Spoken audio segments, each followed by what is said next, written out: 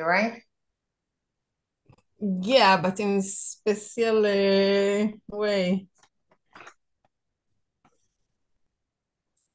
I will ask other people in get in with. The translation in Hebrew, I think that it's from Arab. I'm not sure. So I will ask, גילה, את יודעת? לא הבנתי מה אמרת. אני אומרת, ברוכים הנמצאים, it's from Arab or from Hebrew? המקור אני לא יודעת, אני חושבת שיש בעברית, אבל אני לא יודעת.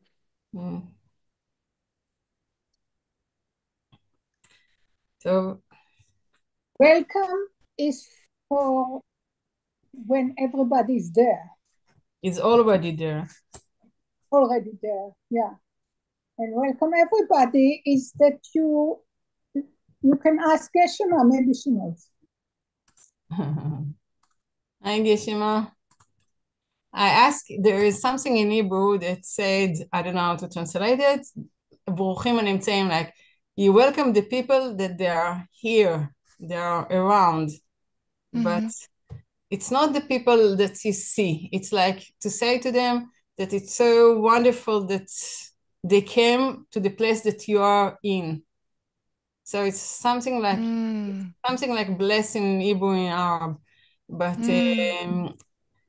Gila said, of course, she's right, that when you are trying to translate things, it's not so sharp like in Hebrew. Right, But right, still, right. I try to find something to The say dictionary hi to says everyone. the dictionary says that the translation from the Hebrew greeting is welcome. Oh, just welcome. Okay. So, hi, Geshe. Just for Hi. all the other people, please open your camera that our beloved teacher can see you, and you can start. Okay. All right, thank you. So we'll start with setting our motivation as usual, as we usually do. So first focusing on the breath.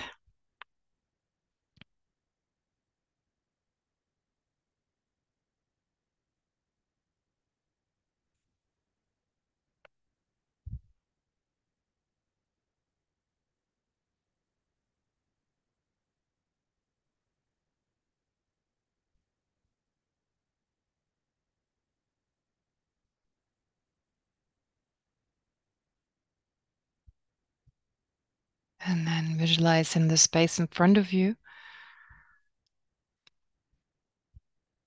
the object of inspiration and of refuge, Buddha Shakyamuni.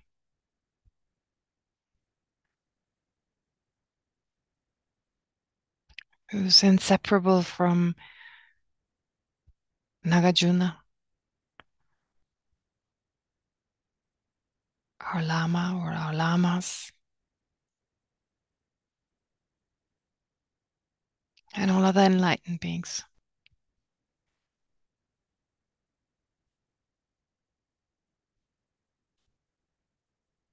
And then think that you're surrounded by all sentient beings.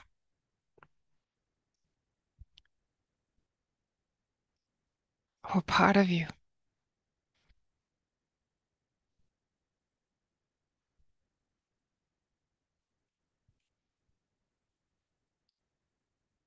Our happiness is dependent on all sentient beings.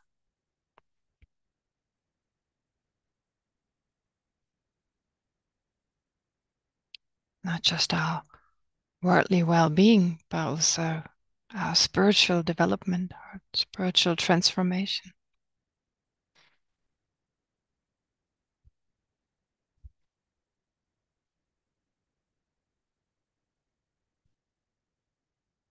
It's only possible if there are sentient beings.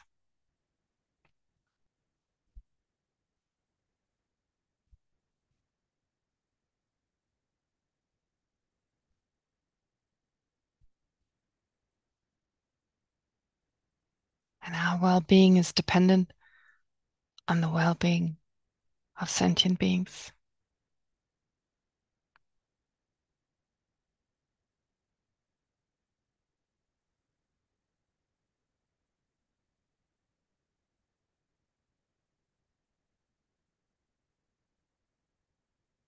So based on that understanding, let's generate affectionate love,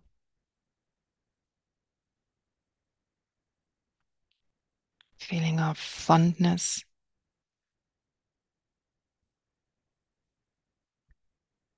of concern,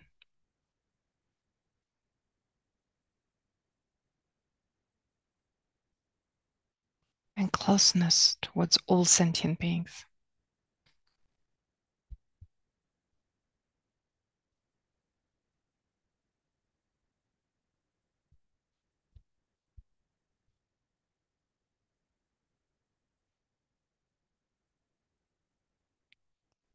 And focusing on all the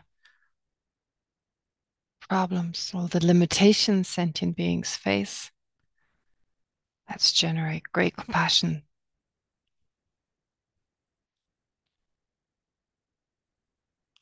That wishes for all sentient beings to be free from any type of dissatisfaction and its causes.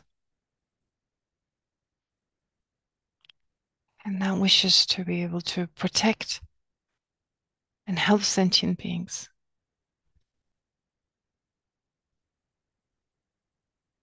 in overcoming this dissatisfaction and its causes.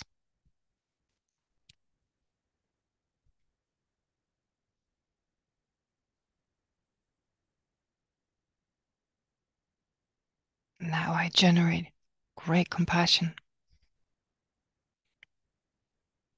from the depth of your heart.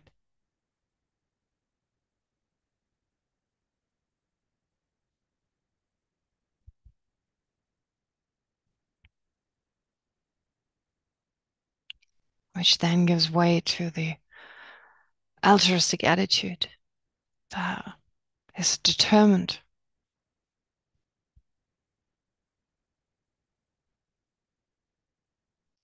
to do whatever we can to help sentient beings overcome all dissatisfaction and their causes, to take personal responsibility for the welfare of sentient beings.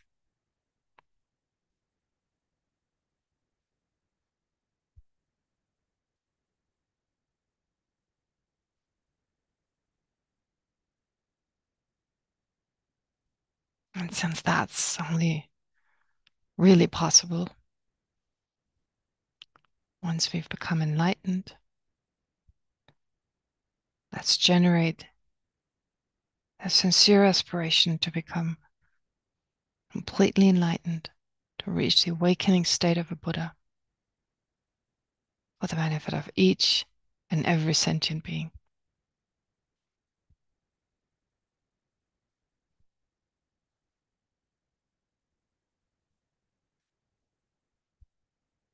And it's also with that mind as our motivation that we continue to study the Precious Garland.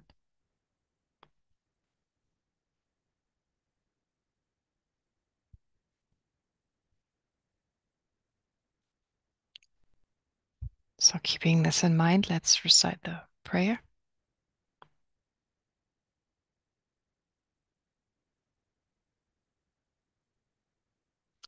I go for refuge until I'm enlightened, to the Buddha, the Dharma, and the Supreme Assembly. By the accumulation of merits of practicing generosity and so forth, may I become a Buddha to benefit all sentient beings. I go for refuge until I'm enlightened, to the Buddha, the Dharma, and the Supreme Assembly. By the accumulation of merits of practicing generosity and so forth, may I become a Buddha to benefit all sentient beings. I go for refuge until I'm enlightened, to the Buddha, the Dharma, and the Supreme Assembly. By the accumulation of merits of practicing generosity and so forth, may I become a Buddha to benefit all sentient beings. Okay, thanks. All right, then let's start. Oh, it says host disabled participant screen sharing. Sorry, you are a co-host. I will check it again. Okay. Yep. Try it again. Yep. There it is. Good. Great.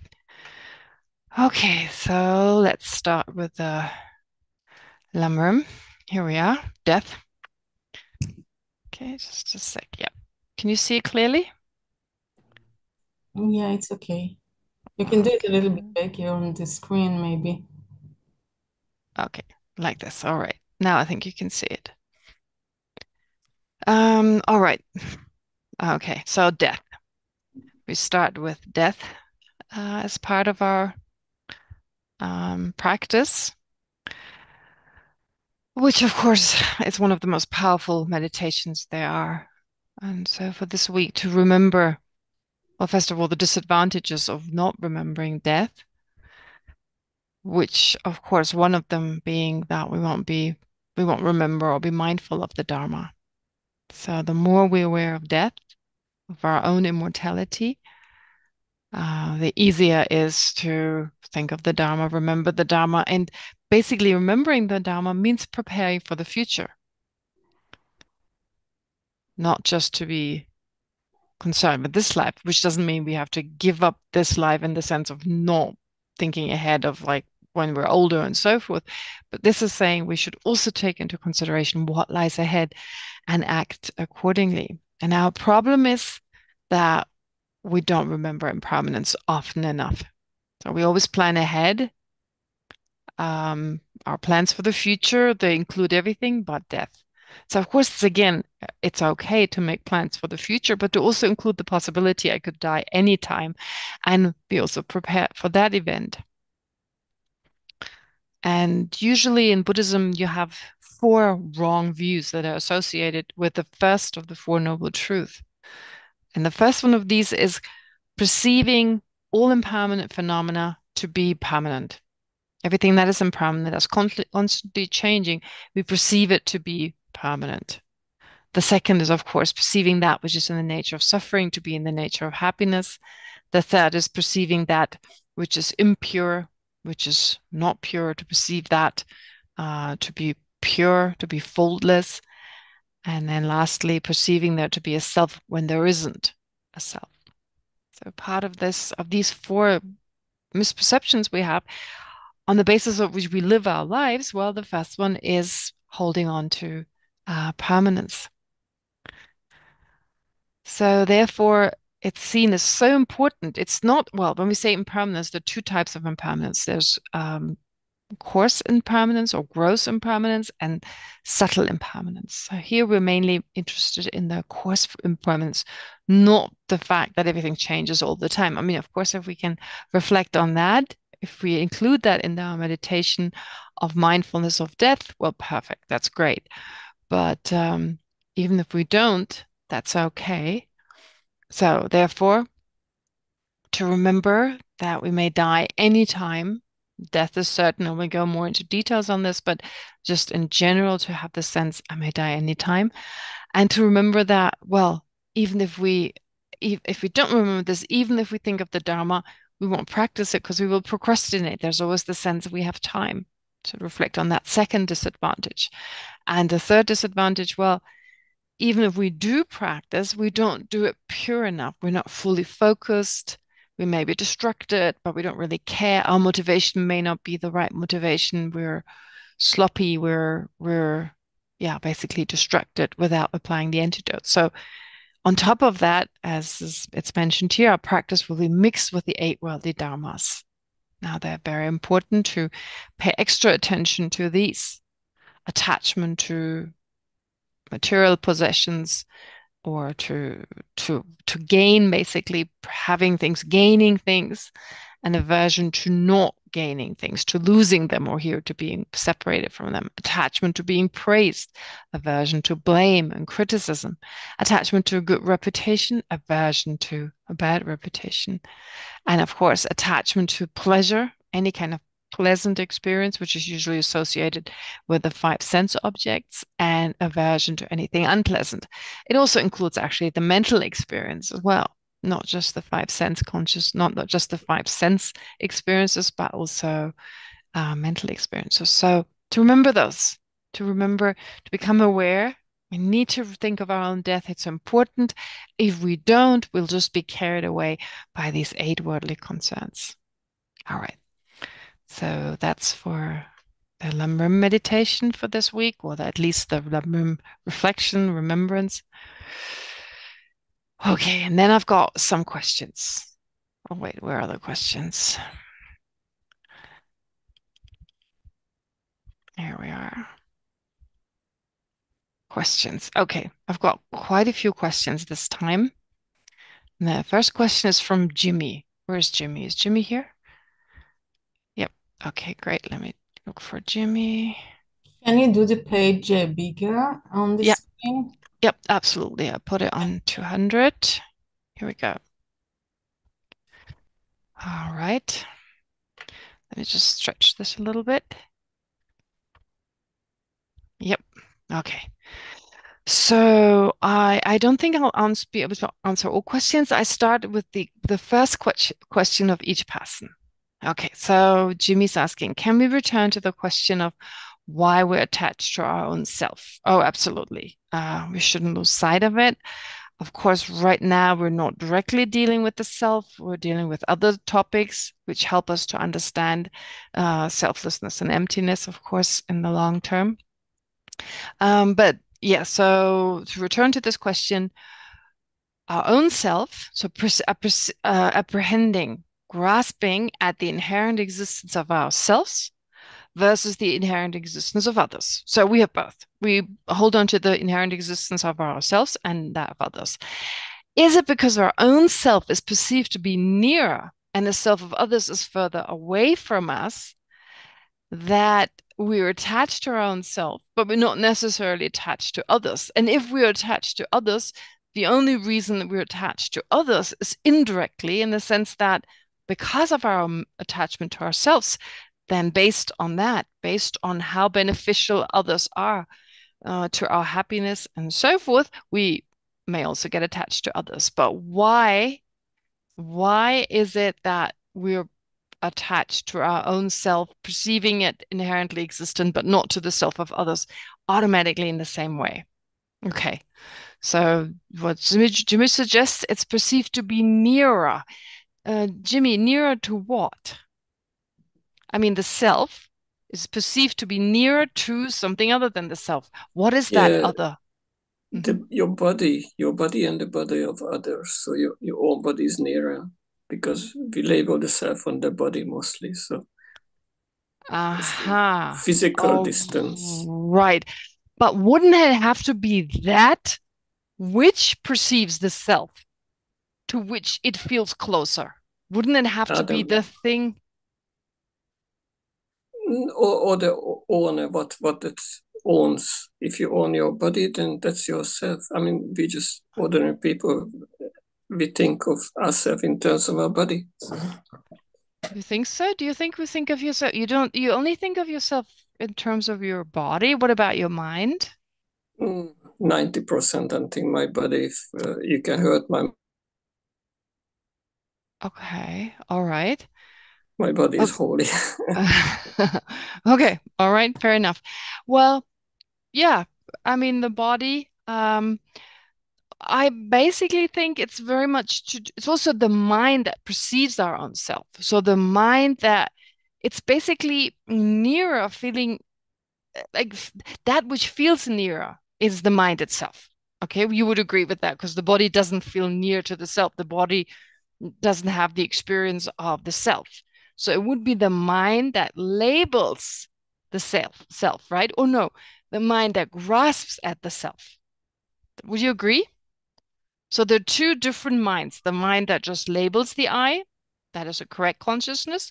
And then there's the mind that exaggerates the existence of the self on the basis of having, right? That's why I'm saying that we can correct it, because it's intellectual only. It's an intellectual identifying. Intellectual versus innate? Are you saying intellectual? No. Okay. It's the distance is not really there. Actually, this question came up in John Donne's talk on the Chittamatra. Okay. Just partly, and yeah, I'm just following up from there. So actually, the image that you say studio is not outside your head. Okay. So, yeah. So it's basically the mental consciousness that grasps, that holds onto the inherent existence of your own self.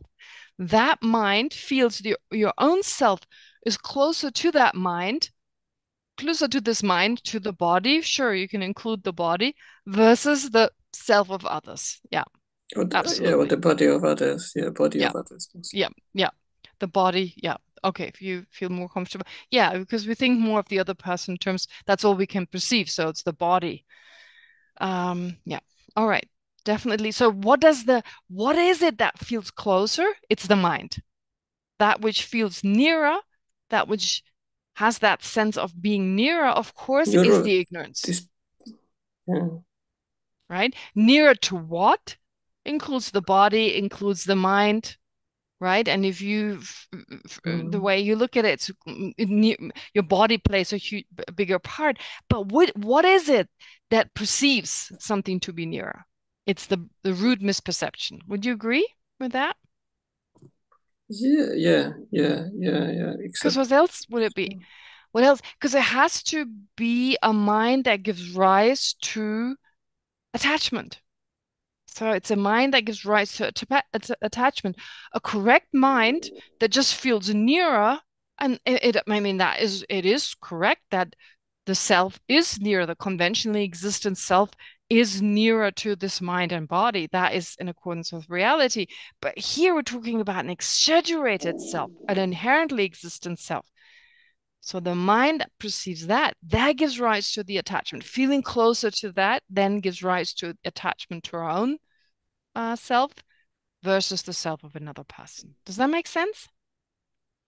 It's just society. I think it's in society, what society calls the self. We have a picture in the passport, and that's ourself, and everybody thinks that's myself. And I show my photo, that's myself. So that's how ordinary people think.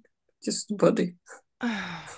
But when you think of yourself as an intelligent person, for instance, right? Like your sense of identity is not just a sense of a physical identity. If you think of yourself, if I were to ask you, how do you think of yourself? You'll include mental qualities as well. I mean, physical, yeah, tall, not tall, old, not old, whatever. But isn't it a lot more like I'm kind, I'm good at studying, I get angry, or I'm just saying randomly, I don't know what your qualities are, your mental ones. But anyway, so whatever your mental kind of characteristics are, there's very much to do. And that's our sense of identity, isn't it? But the thing is, here we're not talking about our conventional self. We're talking about a sense that there's something separate from being merely labeled, right? We have a sense there's an I that's not just labeled, there's really something there. And that really something there is close to this mind and body, right? Especially to this mind, the mind, which mind is experiencing that objective, truly existent self. What mind grasps at it? It's ignorance, is the root ignorance. And so since it feels closer to it, to that root ignorance, then I guess you could say that, then there is attachment to the self. So in a way, we would have to say there's the misperception, the root misperception, which gives rise to a sense of the misapprehended self being closer to that root misperception versus other people's self that we also perceive to exist objectively, etc. That not being as close, that's the second mind, which then gives rise to attachment. Will you agree? I think ordinary close, they think of physical closeness. Ordinary people, 99%, they don't think of this complicated way. They think close is like physical. I hug somebody, it's close. I push someone away, it's far. So it's all physical for ordinary people, I think. That's why I was thinking in terms of physical appearances. All right. We are philosophers, but most people are not. Okay, okay. All right, fair enough. Fair enough. Okay, if it's that, that's fine. But I'm saying, what is it that feels nearer? I'm not saying to what do you feel nearer, but what is it? And I would say it's that mind that misperceives the self. Would you agree with that? Just this. Yeah, if there's such thing as a mind, if it's not just a, byproduct of the brain function, how most people think. So No. people think I'm not saying people are aware of that. I'm not saying people are aware of that. I'm saying in actuality, what is it that feels nearer to the self, to one's own self? It's that mind, whether people accept it or not. I'm just saying that's the job this mind does. People are not aware of it. You see, I thought for most people, our mind is our brain. So whatever is close to our brain is close to our mind. There's no other mind apart from the brain. That's how everybody thinks. Yeah, close to the brain. Jimmy, I agree with you that most people think that. But the question is still, what is doing the job in the case of those people, whether they accept it or not? It's not their brain, it's their mind. They just don't accept that, but that's what's happening, right?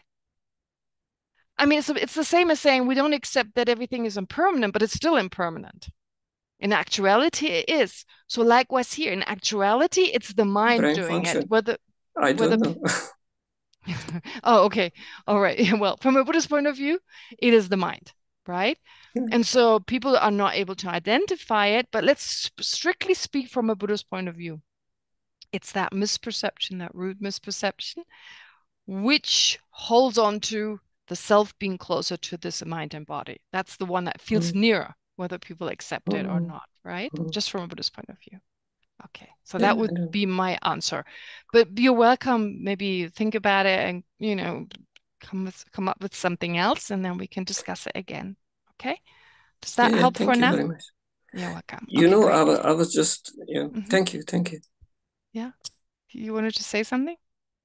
Yeah, I was just a little bit shocked when there was this craziness a couple of years ago, and the Buddhist people, like every other, they just try to separate themselves by putting some cloth over their faces so they keep away from others. And I was really shocked that even Buddhists did that. So I don't really believe that Buddhists behave the way they think. Sure, I know about this cloth about in your phrase or something. I don't know what that was, that issue. Even the Buddhists try to isolate themselves from everybody by covering their faces, So I thought that was absurd. Okay. All right. I don't know what that was, but okay. Anyway, so the mask. A literal mask? Yeah, the mask. Everybody, even the Buddhists put it on their face because they... Of course. Okay, now I understand. Metaphorically. Unbelievable. Yeah, I mean, it's just, in the end, it's just, of course, human beings with afflictions. And even as Buddhists, I mean, I can say for myself, my afflictions are much more in control than any kind of understanding. So, yeah. Thank you. Okay, sure. All right. And Jimmy, for this question, I don't fully understand it. So if you could kind of explain that second question again, that would be great. I won't answer it today anyway, because I've got 2 others to answer. But yeah, I'm a little bit, if you could explain it again, I didn't fully understand. Okay, thank you. All right. And then Shmuel asked a question. Where's Shmuel? Is he here? Yes, Yeah, thank he's you. here. Oh, hi. Okay, great. Okay, wonderful. Let me find you.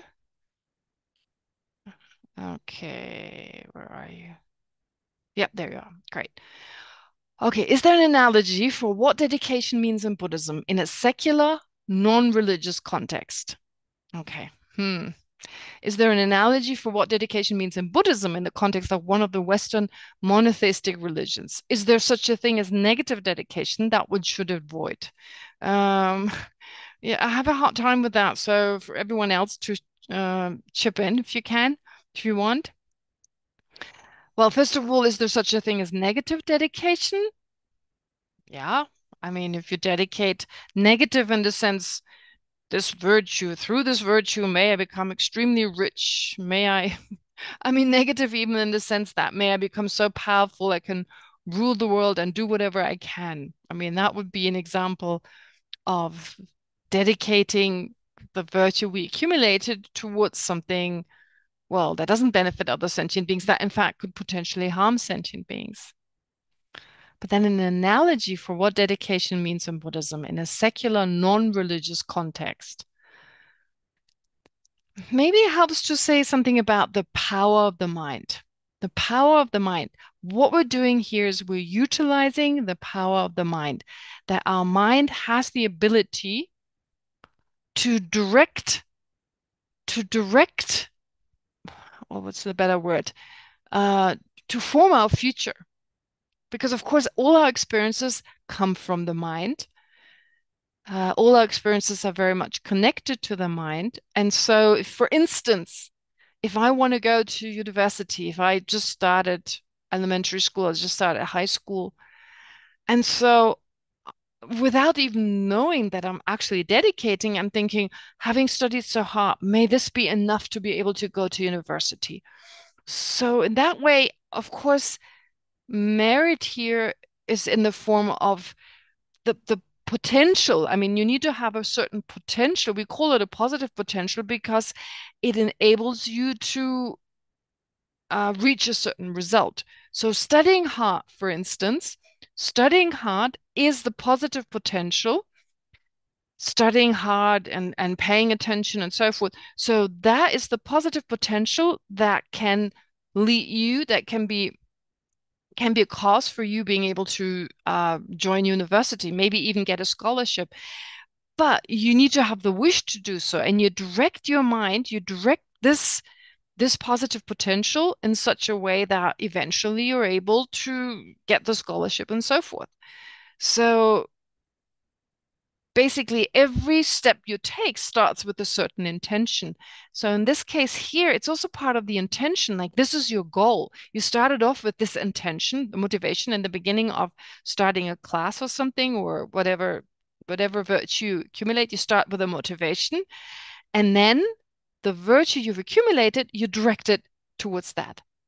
So that would be an example I can think of, like a secular example. If anyone else has another. It's basically the system with parents and kids. I mean, the kids want something and you said, okay, fine, you do this or you do that, and then you get whatever you want. So right, but it's here dedication is that mental process, isn't it? There's mentally like the kid. For example, if he wants a bike, then the mother tell him you need to get A on this or that test. So his mind is like focused for getting the bike, and then work, and it's like the dedication of his A is for the bike. All right, so to get a good grade, so saying that you dedicate, you act a certain action you perform with this wish to get the bike. So that's kind of it doesn't matter. It can be to clean your room or to do dishes or to prepare a meal or whatever. Right. Okay. So just mentally, the wish to make it happen. Yeah. Okay. Of course, it could be anything in the end. All right. Great. So yeah, Shmuel, does that help? Yes, it does help. Okay. Now, Shmuel, is there an analogy for that in the Western monotheistic religions? Can you think of something?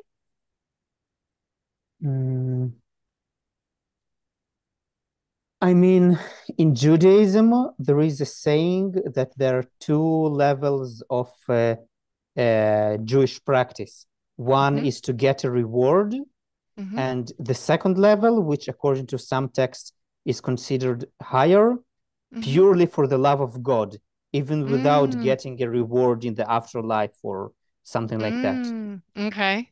So I guess that one could perform Jewish practices, mitzvot, and dedicate them to getting to a reward in this life from God, or to a reward in the afterlife, or purely for the love of God, I guess. Purely for the love of God, then there's no goal as such. So mitzvot, you call it mitzvot? Yes. Yeah. And mitzvot includes both, right? Both, purely for the love of God or for like the afterlife, having a certain wish or aspiration for the future, right? It both are part of mitzvot. I don't know that in that detail. According to my own understanding, which might be incorrect, you can do a certain mitzvah with either this goal or that goal, but I might get it wrong. Okay, never mind. The term. It's just the second part. Yeah. If you're a religion, you have to do it for the sake of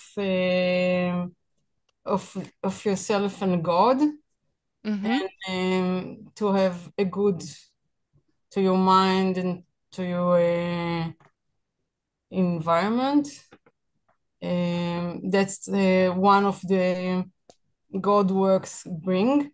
If you work for the benefit of punishment or not, so it's not really religion.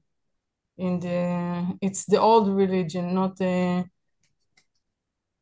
Okay, I'm not sure. In English it's complicated a little bit, but בעברית בקיצור, אם מישהו יתרגם אותי רק בקיצור, בעברית הקדומה לפני שהפכה להיות מונותאיסטית, זה היה בשביל שכר ועונש.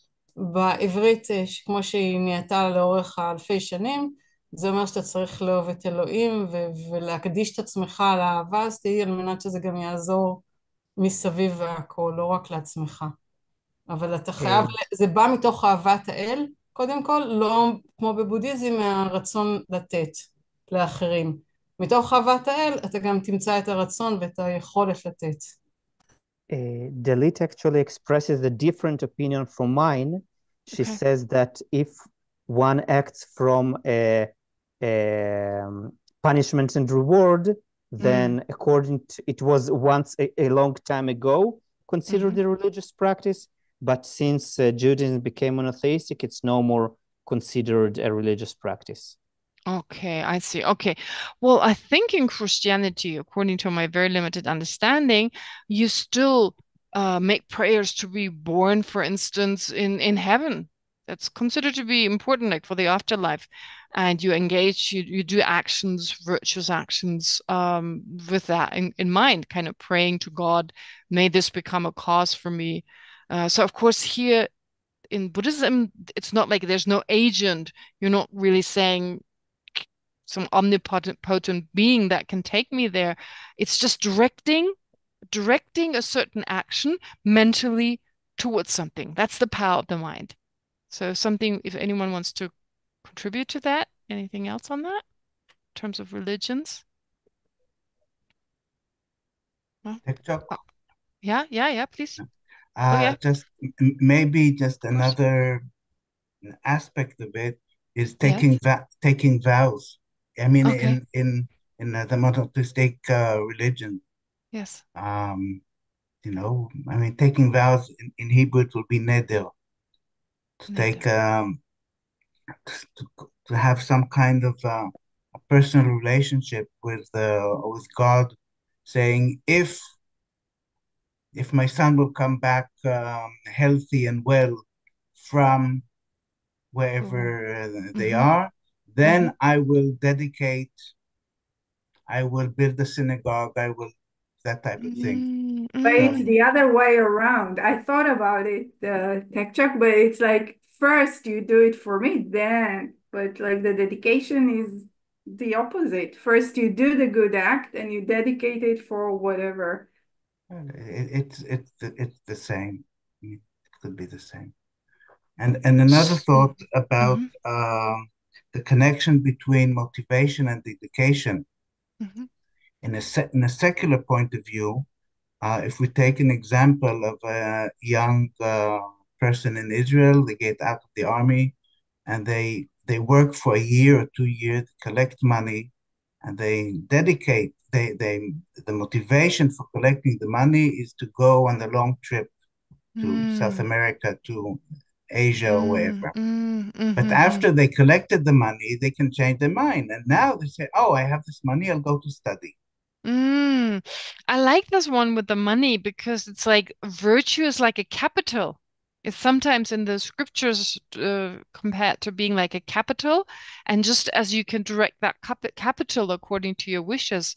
Yeah, that's a good example. That works well with the this is why you have to do motivation at the beginning, and then Yes. once you have created the virtue, you can Yes. decide something else about it. Yep, great. Wonderful. Okay. Shmuel, does that answer your question? Yes, generally, yes. Thank you. Great. All right. You're welcome. Okay. Then the third question is from Orit. All right. So attachment amplifies the positive qualities of a person and blurs the distinction. So this is from the text. Yeah, it's just an idea that I had. Okay. It's not a question. All right. It's like Okay. what causes like the attachment to choose this person or just this flavor of ice cream? Let's say I never had it before. I think it's also because of past imprint. So it's like the attachment that you said, it's not start from this because of the good qualities of the ice cream or the person, and then we have attachment. Right. It's also Yes, you're right. Well, especially the seeds of attachment and attachment. It's the chicken and egg thing. Yeah, absolutely. Like what comes first? And since they've existed since the beginning of this time, we can't posit a beginning anyway. But you're right, yeah, which is usually, well, no, but you can see them as like the attachment being the cause of the seed, and then you can also see the seed as the cause of the attachment. And you're right, yes. Oh. So my question, problem. So the question was, I was surprised. I thought that after the first bhumi, bodhisattvas don't have attachment and anger. Then you said no, just the 8th bhumi. Oh yeah. So do bodhisattva. So that's your question. During the post-meditation time from the 2nd bhumi till the 7th experience mental affliction, since the seeds will be eliminated only on the 8th bhumi. Yes, so they do have afflictions. But can you think of some afflictions that they may not have at some point? Like, well, they don't have the mind, the 3 of the mind. They the ill will and have covetousness and wrong views. Okay, so they won't have but those. I was more on the idea of attachment and anger. I mean, what kinds of anger does a bodhisattva on the 3rd bhumi has? Well, I think at some point, I forget exactly on what bhumi, but from this, is it? No, there is subtle anger that can arise, but anger can just be a nanosecond of like, bummer or something, right? Just a sense of frustration with another person, for instance. Now, we use a lot of blanket terms, such as, for instance, suffering. I mean, suffering is usually considered to be something very strong, like a strong, unpleasant experience. But by definition, any kind of unpleasant experience is considered to be part of suffering. So with anger, it's similar. Anger, we usually think of anger like, your face is contorted, you turn red, you possibly act upon your anger and so forth. But even just a moment of like frustration with another person could be considered to be a moment of anger, which is so short and which is so subtle that to others is not at all obvious. So subtler levels of these types are very subtle, may just be a short second, and of course they right away apply the antidotes. Their awareness, their mindfulness is very different from ours, but that does not contradict the fact that they still have these moments. Or, of course, the root misperception, innate perceiving that due to habit, due to familiarity with this. Every now and then it comes up again, even though a second later they're like, oh no, it's not there. Oh yeah, right? But these short moments and attachment to the self, I mean, it's very subtle.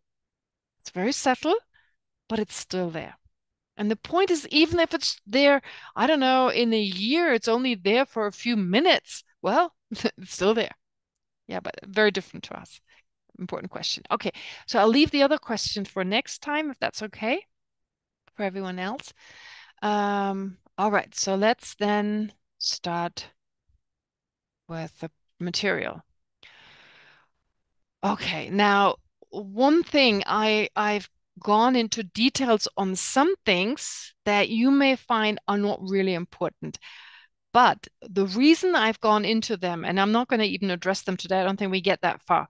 But just if you have read in advance, for instance, these words of purpose and relationship, I don't know whether they're discussed usually. I'm not so sure. Some people I talked to said, yeah, they're familiar with this. But when we study the Abhisamaya Alamkara, for instance, when you study what's called Parchin or Maitreya's ornament for clear realizations, we study that for 6-7 years. We do a lot of this.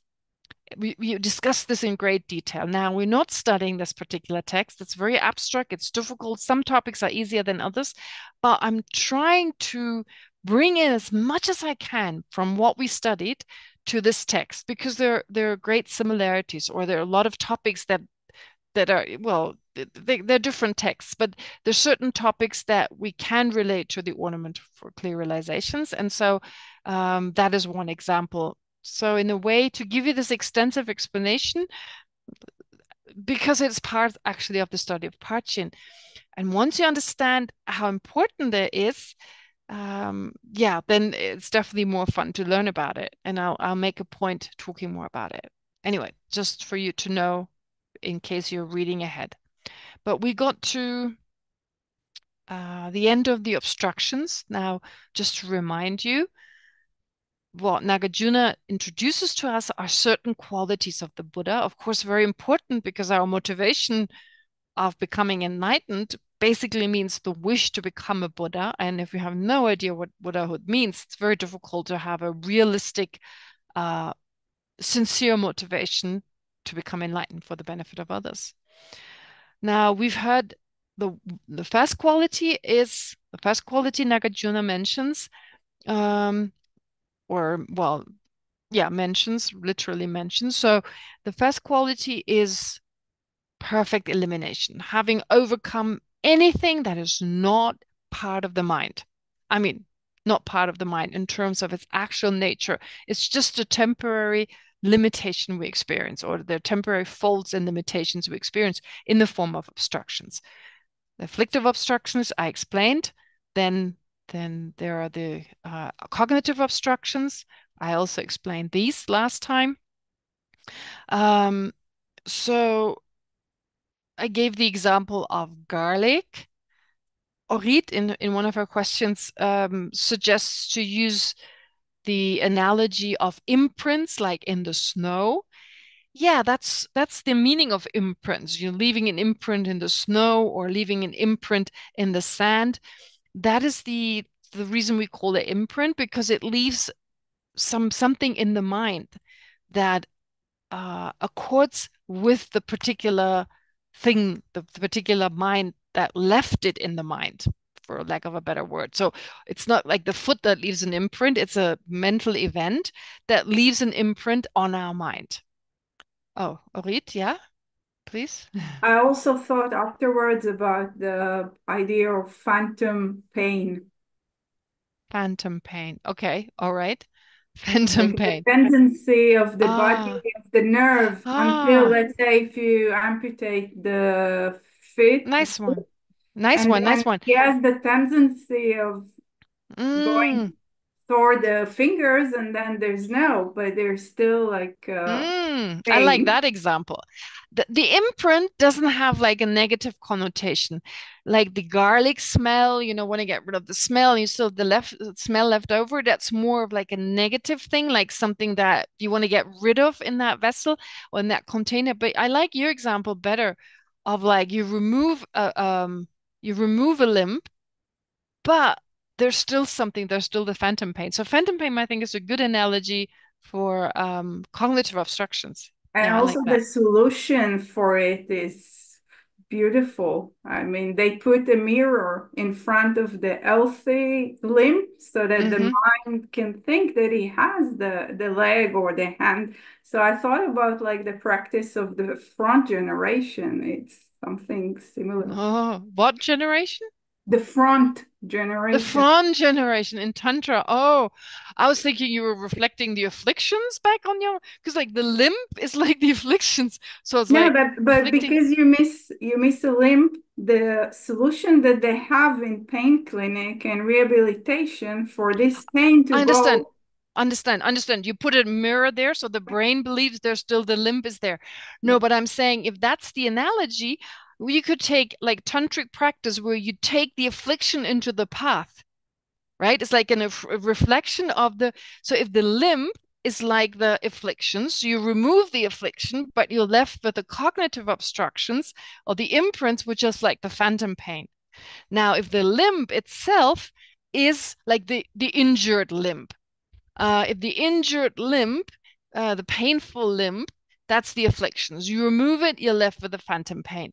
Now, if you put a mirror to the limb, now the afflictions, but it's not the afflictions, the real afflictions is like using them for your practice, right? You transform in tantric practice, for instance, you utilize attachment.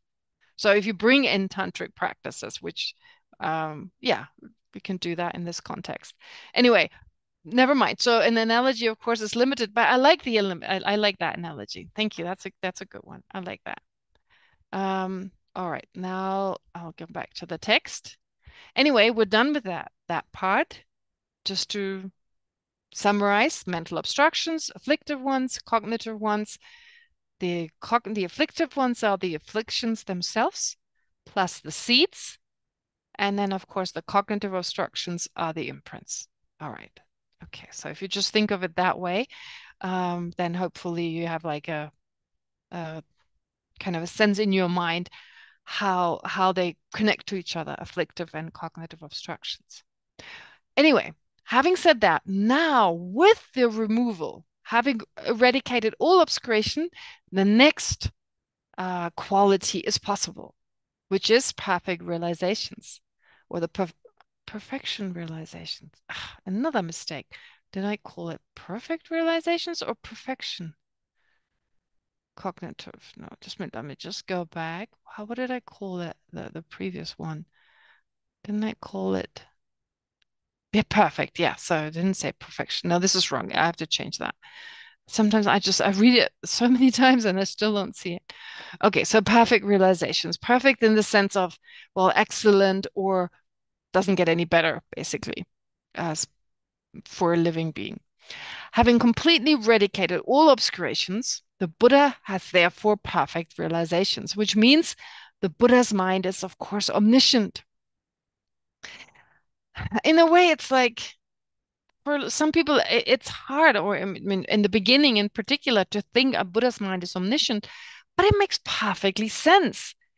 Why does it make perfectly sense? Well, it makes perfectly sense in that that's the basic nature of our mind to know. That's just in the nature of our mind. That's what it does best. Just as water wets things, that's its basic nature. And then what is it? Fire heats things, that's its basic nature. So likewise, that's what the mind does as well, but it can't do it to the extent by which it could actually do it because of the obscurations. So Sneh, you raised your hand. Go ahead. Thank you, Geshe. I just was wondering, this word omniscient, because at least in the English understanding, there is an element of, of being able to tell the future. So like someone who's omniscient can, predict when the tree is going to die, or when there's going to be an earthquake, or when my watch will break. So I wonder, in the Buddhist context, when we say Buddha's mind is omniscient, is that also present because he can see causes and conditions backwards and forwards? Like, I don't know. Absolutely. I mean, anything, like the Buddha's mind can know anything. We are limited by what?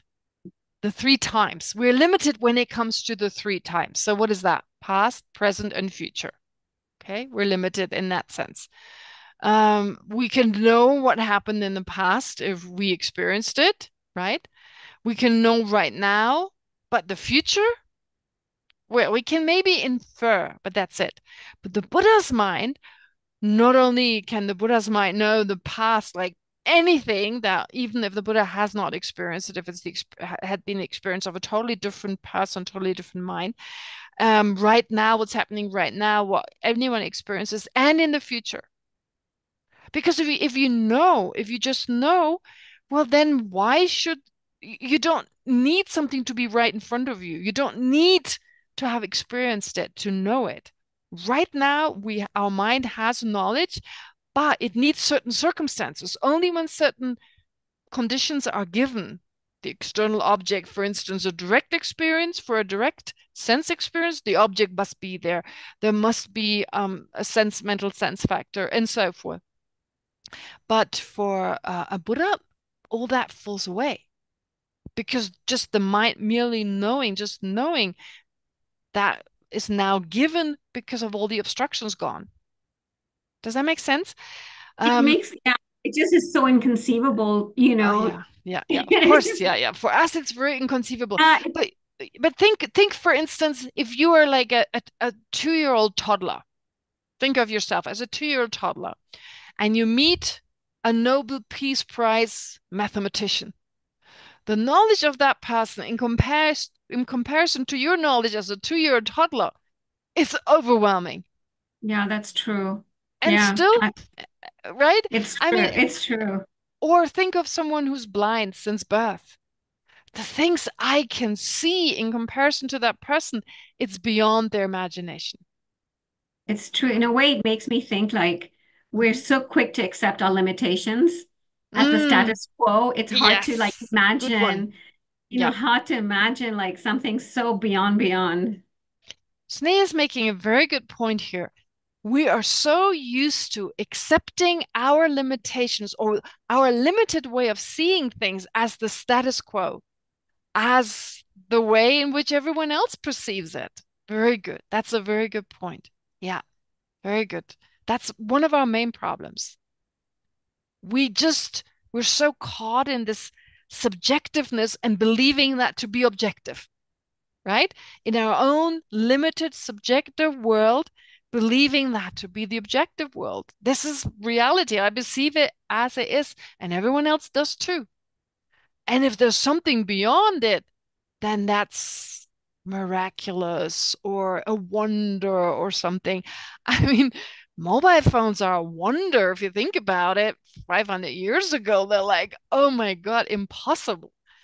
So basically, it's just saying the possibilities are there. But that's important to recognize that you have exactly that potential right here and right there.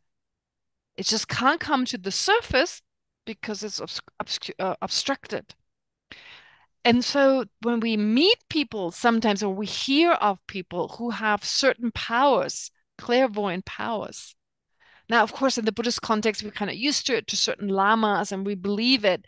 But there are a lot of skeptics saying that's impossible. Well, but actually, no, that's what the mind can do. That's what the mind can do in the first place. So some people, for whatever reason, they can actually know the future. But of course, there's a lot of people who just pretend. So we have to be careful here. But one thing that may also be helpful to understand this is an example, like a wordly example. And usually it helps to think of another person because we're not so aware of it. We're again, if we take ourselves as that example, it's a little harder to be even aware of it.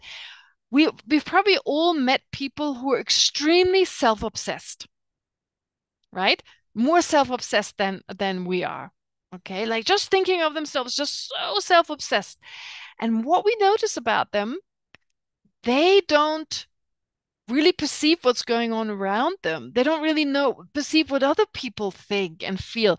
They have a hard time putting themselves into their shoes. So they're not very perceptive when it comes to other people. In fact, whatever they do, they relate back to themselves. Maybe they're talking about me. Oh, maybe they don't like me. They have a sense everyone is thinking of them all the time, right? And sometimes, and we of course recognize this within ourselves sometimes as well. When we're totally self-conscious, we have a sense everyone is thinking of us. Everyone's constantly a sense maybe no one likes us. they don't probably think about us. They don't care about us, right? So that also shows how our self-centeredness, our self-grasping, of course, as the root cause, giving rise to self-centeredness, is like having these, what do you call them? Horses wear them. What do you call them? Things that you can't see left and right, like horses, like vision blinders. Yeah, vision blinders, that's right, blinders. They wear these blinders, so they can't see left and right. Our ignorance, our self-grasping and so forth, those are like blinders. So blinders in the sense that we don't see what's going on around us. Future, total mystery. I mean, even past, a mystery. We don't know, did things happen the way we experienced them? Again, like, witness experiences, like it's so limited. Therefore, it's important to really recognize that deep within ourselves. Our perception is so limited due to our karma. Of course, we have a certain brain that is only able to do that much and not more. So for the time being, we're basically pretty much under the control of our physical condition. This is temporary, but still. But also in general. Yeah, in general, just not being able to open our mind to the degree our mind could be opened. And therefore, understanding that, it can be another motivator to attain the state of a Buddha. Oh my God, the possibilities. Okay, but great. I'm glad Snee brought it up. Okay. What did I do now? Did I do something wrong? Oh, no, I didn't. Okay, I have to just get rid of. For some reason, to see it all, I have to kind of. Okay, never mind. All right, so let's go back to this here. Therefore, the Buddha's mind is omniscient, so knows everything. The Buddha's mind simultaneously and effortlessly knows the infinite variety of all conventional phenomena of the past, present, and future, as well as the profound and ultimate truth of these phenomena, their lack of inherent existence. So knows the true truth simultaneously, knows everything. The Buddha knows everything because that which previously prevented his mind from manifesting its fundamental quality of knowing has been removed. That's gone. Most importantly, this means that the Buddha knows the minds of all sentient beings. That's what's important. That's why we want to reach that state, because then we can really benefit sentient beings. I mean, to get a sense of that, how often did we talk to someone and they ask us for advice, they really suffer, they're grieving, and we're just thinking, oh, if I could just tell them the right thing, if I could just say in a few words, and they're like, yep, problem solved. I mean, I'm sure it's possible to put their mind at rest, but we just don't know. Wouldn't that be beautiful? So in a way, it shows us that we also have this wish to benefit others. It's there. It's in our nature, actually. So without a sense of me and them and our relationship to them, just another human being, another living being, wouldn't it be nice to know exactly? And that's the goal here. This is exactly what Buddha can do. Knows the mind of all sentient beings. He knows their tendencies, their predispositions, their abilities, their interests, likes and dislikes, what karmic actions they have accumulated, and so on and so forth. Yeah, I didn't add and so forth and so on. I mean, I guess it's obvious. If you know everything, then all that is included and more.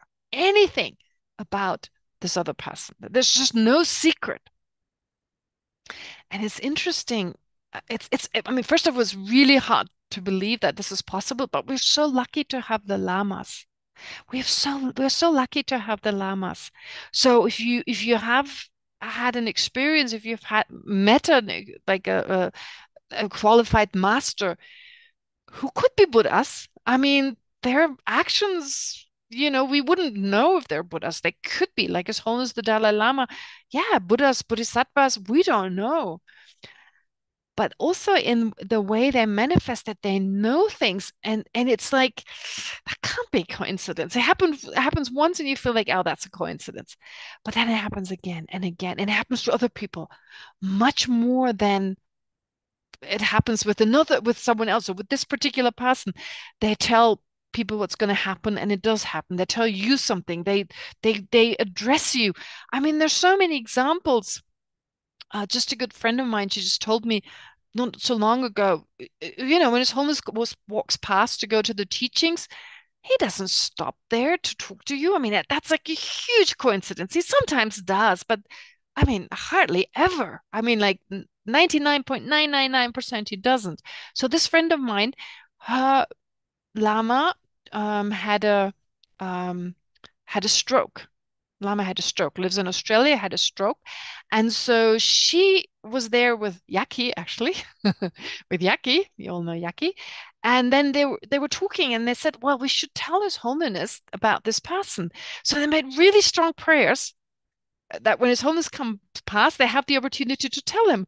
So His Holiness walked past her and says, what? Looks at her and goes, what? Huh? Yeah, it could be a coincidence, but he's never done that. He's never walked past her and go, what? He just said what to her. And they just had. So, I mean, you know, how okay, could be a coincidence. But then there are a lot of coincidences like that. So this is where it comes alive.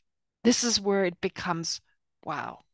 Okay, anyway, so think of these events. If you have the fortune to experience that, it gives you a sense. This is just a tiny taste of it, but it shows you what is possible. And most importantly, that's what you can do. You can reach that state. And it's much easier to work towards that than continuing to being stuck in cyclic existence, right? Okay, anyway. So this way, the Buddha is the most effective spiritual guide, able to lead every single sentient being to the same level of realization that he has attained. We need to really let this sink in. This is amazing, and we can all do it. To really generate a feeling for that, because just intellectually, it's not going to move us enough. The Buddha's omniscient mind, and that's his perfect realizations, also include. So what's also important, not just that the Buddha is omniscient, that in itself is not enough, but this great love and compassion, unconditional, impartial love, incredible mental powers. I'm not talking about all of them here. There are texts that describe these mental powers. I think they come up later, so we'll discuss them then. His fearlessness and so on. And fearlessness with regard to this and that and so forth. I mean, fear is also a factor. We experience a lot of fear due to our attachment to the self and so forth. And the Buddha being completely beyond any type of fear, any type of hesitation. Okay, so the Buddha's enlightened. Therefore, because of all these mental qualities, so having gotten rid of anything that interferes with the true nature of the mind, the actual nature of the mind. So now that being able to manifest in the form of just knowing everything, but at the same time being driven by this great love and compassion, therefore the Buddha now acts for the benefit of sentient beings.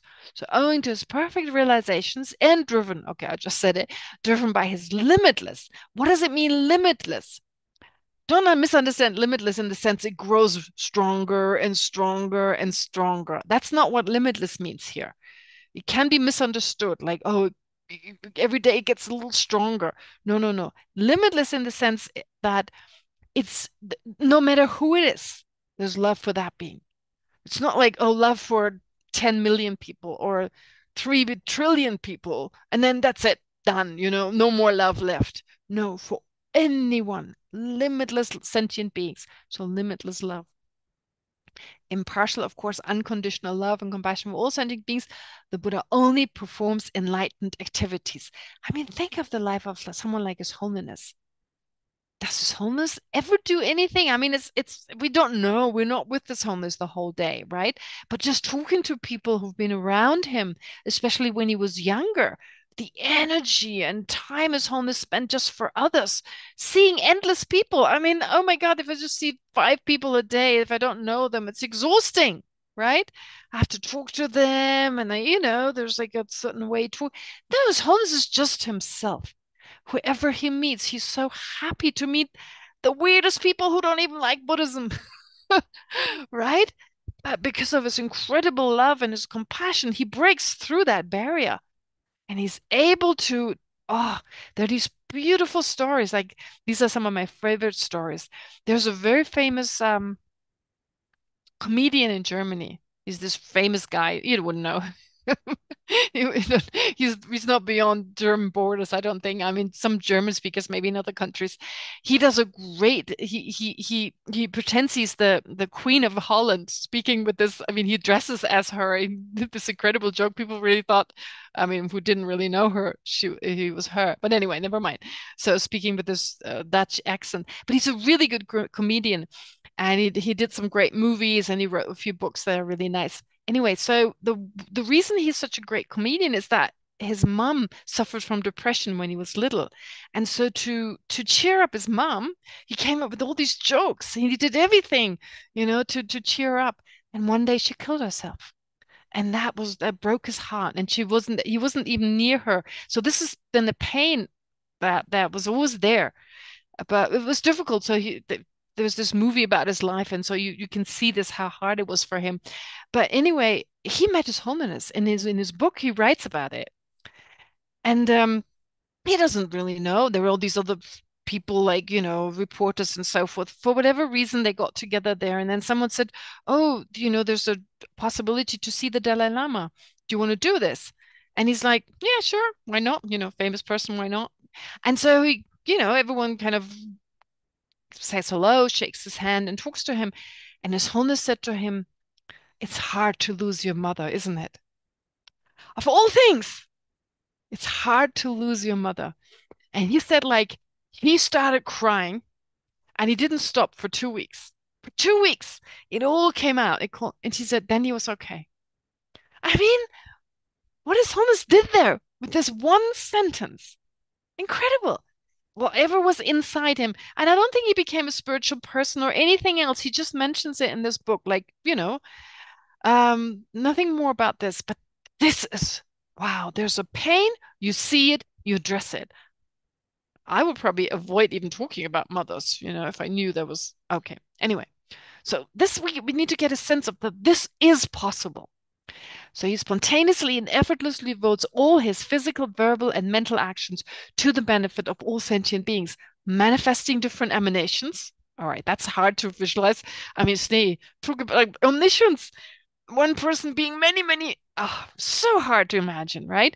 We're so used to just being me, me, me, me, me. Okay.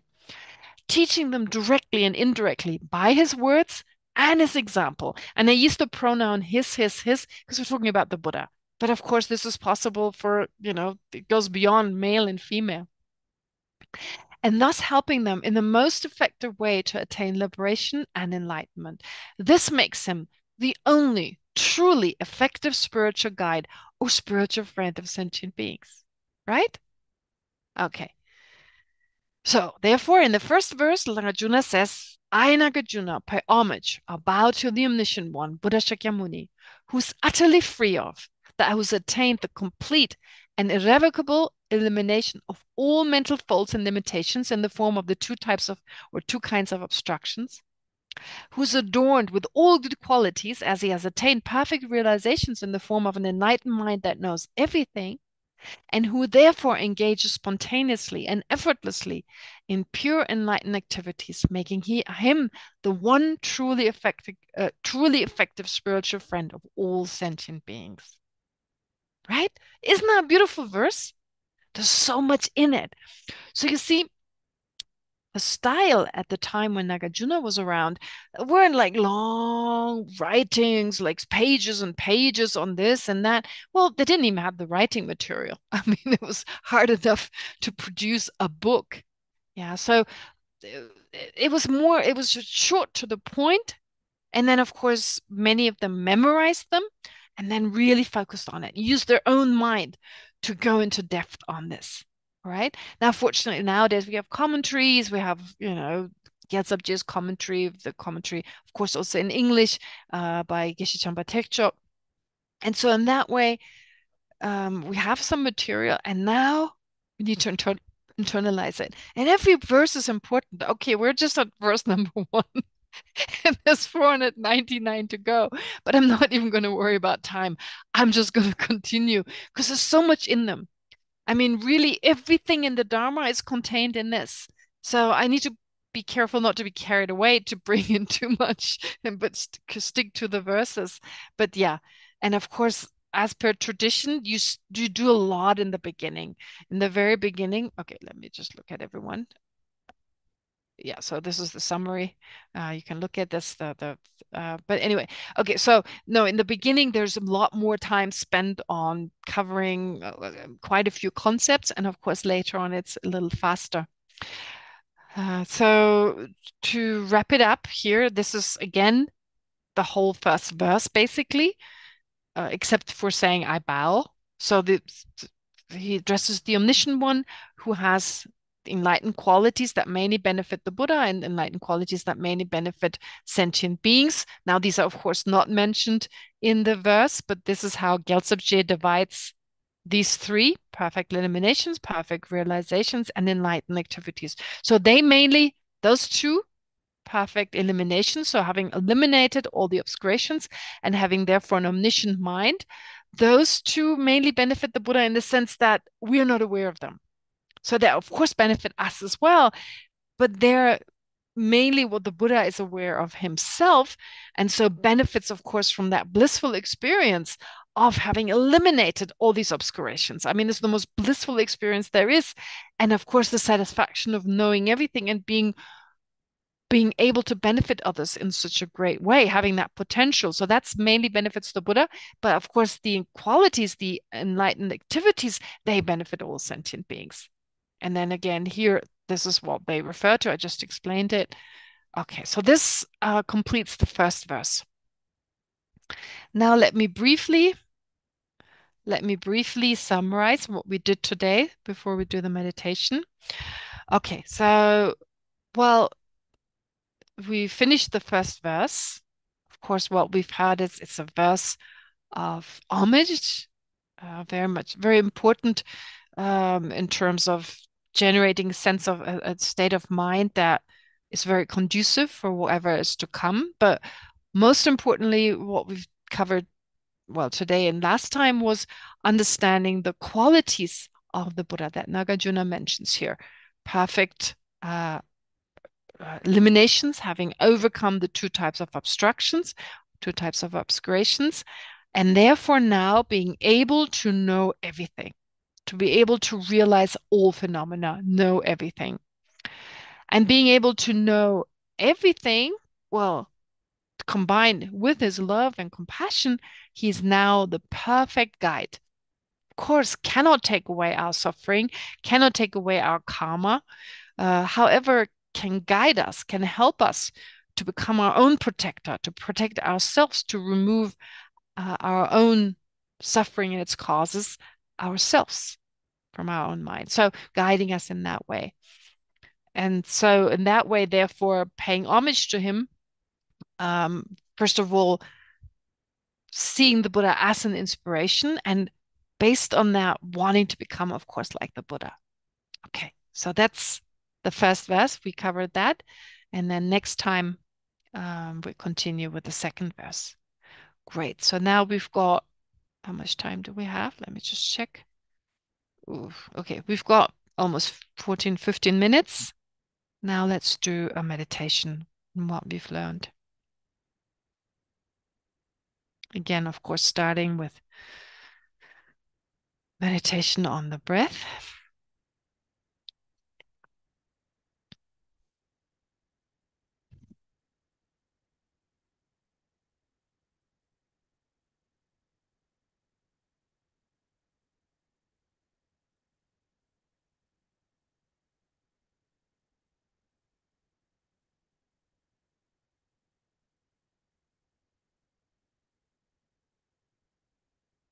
So as part of the first verse,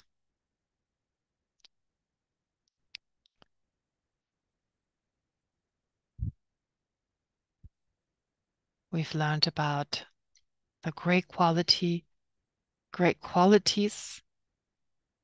of the Buddha. Qualities that we can attain ourselves.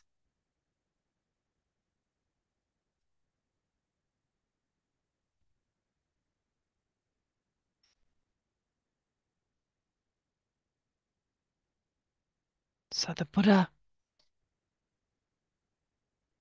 is an object of inspiration and refuge.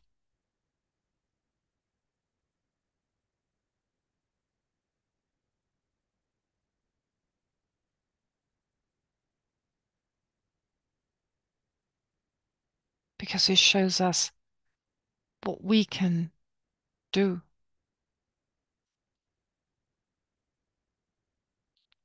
What we can achieve.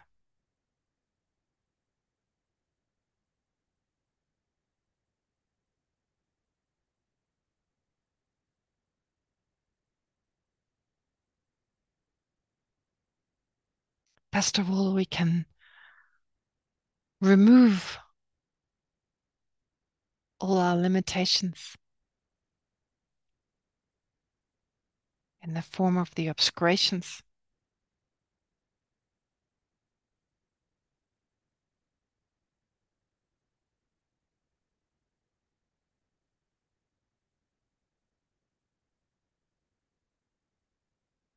The afflictions,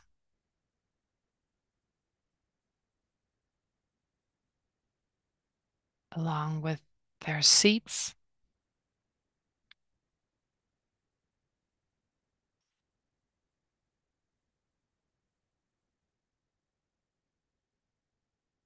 And of course, the imprints, the propensities,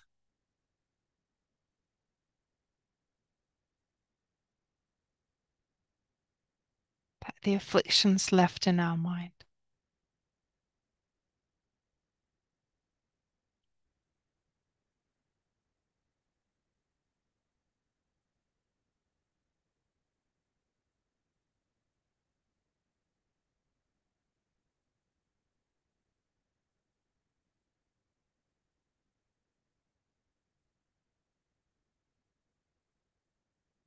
For they're merely temporary.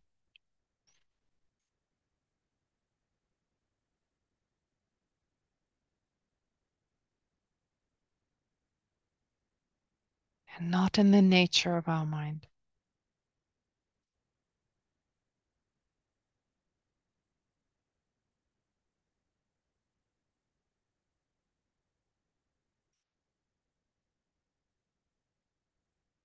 And once we have completely removed these,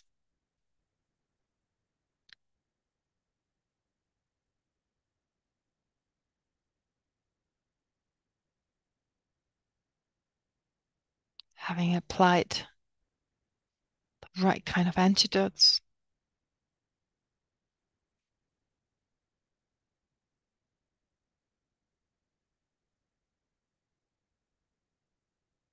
our mind will naturally know everything.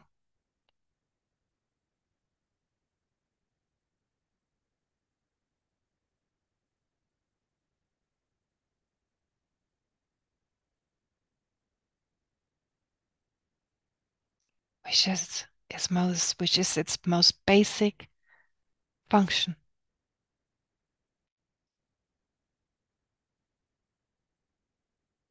Its most basic characteristic, to know.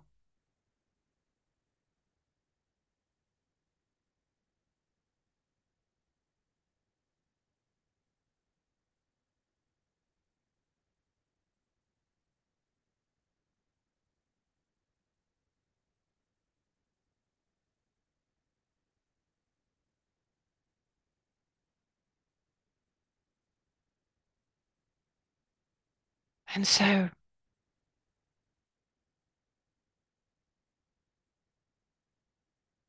if our mind is finally able to manifest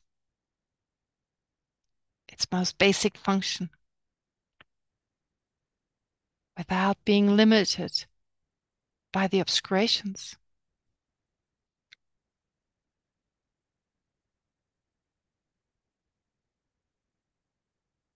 we can truly and most effectively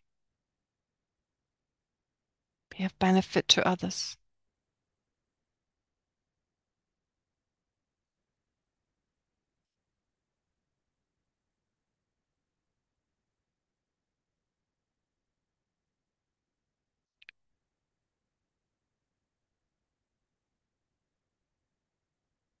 to guide them with our words, saying exactly what each and every person needs to hear.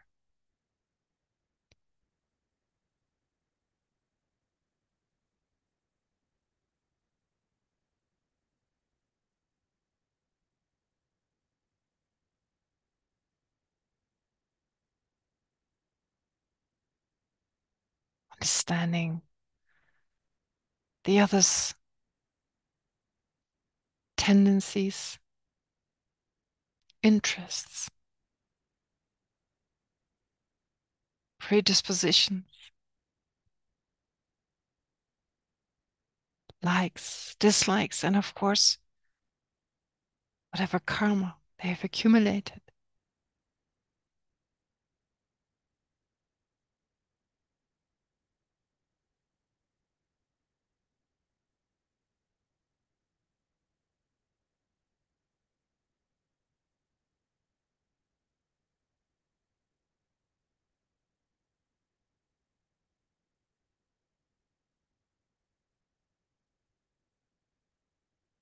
In that way, driven by limitless love and compassion,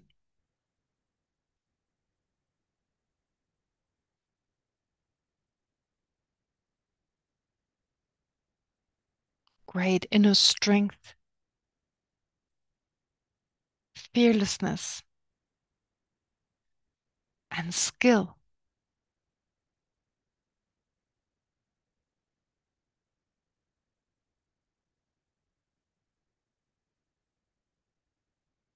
We're able to lead each and every sentient being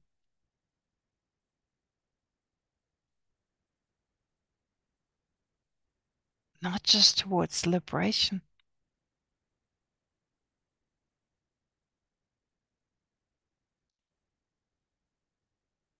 but to the fully awakened state of a Buddha.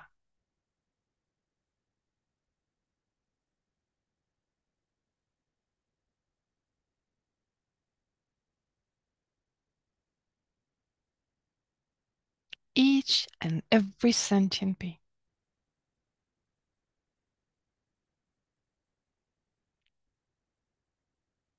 can be guided in such a way.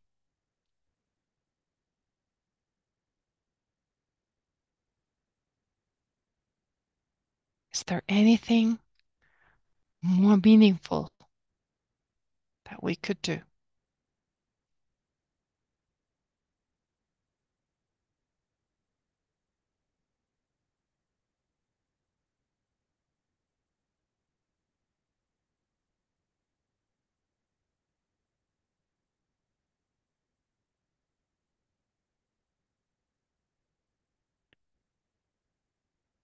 So now to conclude this short analysis, whatever insight, whatever conclusion you've come to, spend a few moments focusing on that single-pointedly.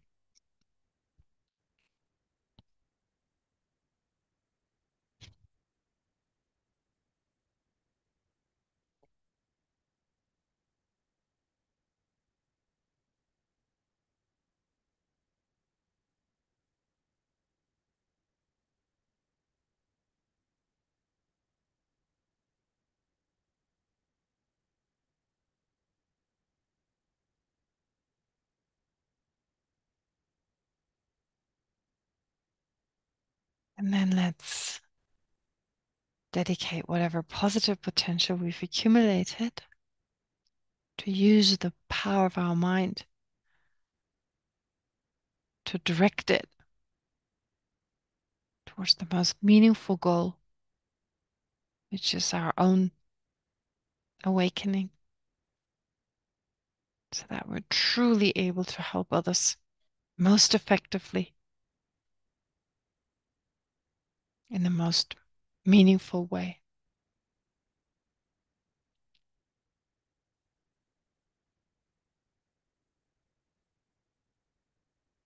But since we can't reach such a state without the guidance of our spiritual masters, let's also dedicate all our virtue towards the long and healthy life of our spiritual masters, like His Holiness the Dalai Lama and all other great realized masters. And finally, let's dedicate also all virtue we've accumulated towards the rest of living beings, all other living beings,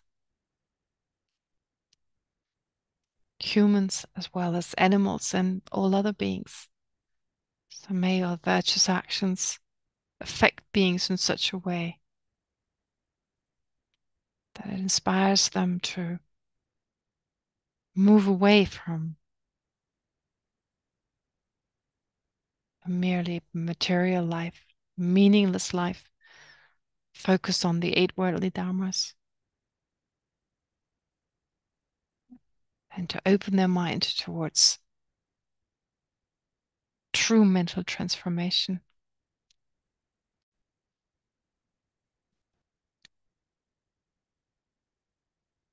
So with this in mind, let's recite the prayers, the dedication prayers.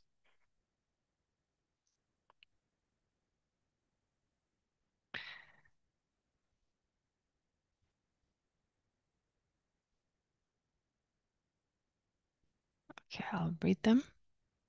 Through the merits of these virtuous actions, may I quickly attain the state of Guru Buddha and lead all living beings without exception into that enlightened state.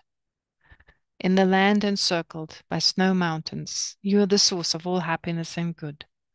All-powerful Chenrezig, Denzin Gyatso, please remain until samsara ends. May the precious Bodhi mind not yet born arise and grow. May that born have no decline, but increase forevermore.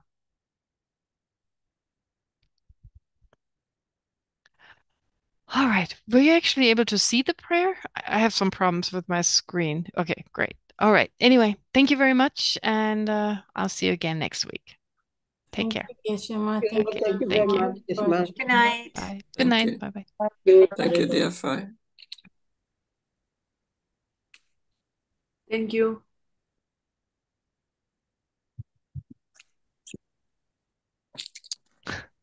You okay, Geshe-ma? Where's the button? Oh, I got the button to leave. Okay, I found it.